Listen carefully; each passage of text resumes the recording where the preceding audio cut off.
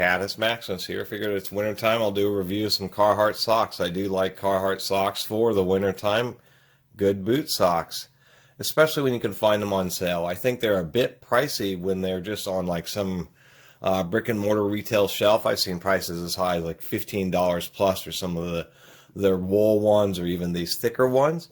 But not many people are obviously doing reviews on socks. Not the most popular item, but the Carhartt ones are pretty expensive, and a lot of people are buying these things just because you want a nice, warm, heavy-duty boot sock. One thing I would really recommend, the easiest way to say it is stretch versus non-stretch socks.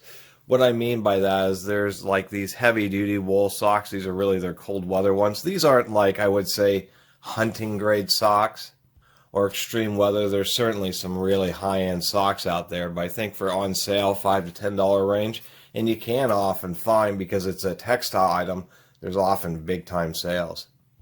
I think these are pretty worth it. They're at least pretty reliable for socks. What I mean by, once again, non-stretches, these go on, and they'll go about half, a third of the way up your leg or something, more like just any kind of normal stretchy sock.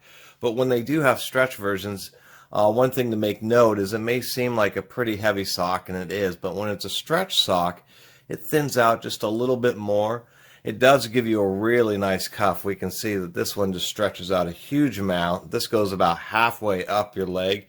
These would work if you had 20-eye Doc Martens, where these are more of a 12-eye sock.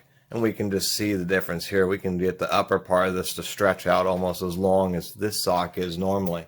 And that's the best piece of advice I could give you, is because you may want a thick, heavy sock, but you end up with a stretch version, and it's not bad, but it's designed more to help maybe reduce chafing issues if you have chafing issues.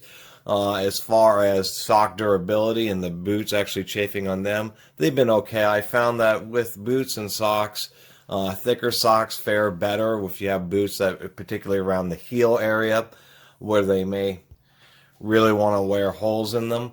Is as much a factor as a boot as it is. I've had a lot of socks that have worn out, and it's it turns out to be the boots, and sometimes it really is cheap socks. But overall, I think the Carhartts aren't bad. And although it's arguable about the variety, I have 5 different styles of Carhartts here. What I do like about them is they have both synthetic as well as natural wool. So if you don't like maybe natural wool is a little bit more scratchy, you can go with a synthetic sock.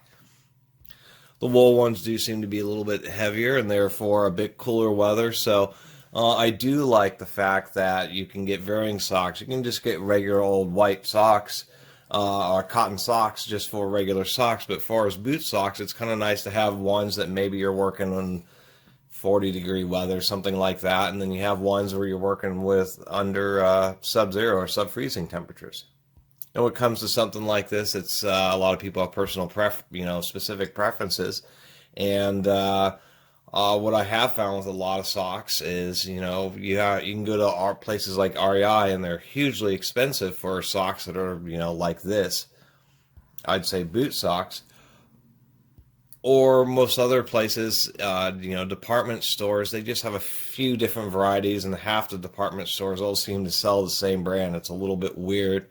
So I kind of like that Carhartt is at least setting themselves apart. And as compared to some of the value of their other clothes, I don't own a lot of Carhartt stuff, but I think their socks are okay. Anyway, I'll cut off the review there. It's definitely getting a little long in the tooth. But just want to put in my 2 cents about these Carhartt socks that are, tend, in at least department stores that do have them, tend to be a little bit more pricey, but you can always find a good deal. And when you do, they're definitely worthy in the $5 to $10 pair range. 15 and 20, if you really like their products, I think they're okay, but that's about the maximum. Anyway, I really appreciate everybody watching and subscribing. And if you haven't subscribed, please do. Until next time, Caddis Maximus out.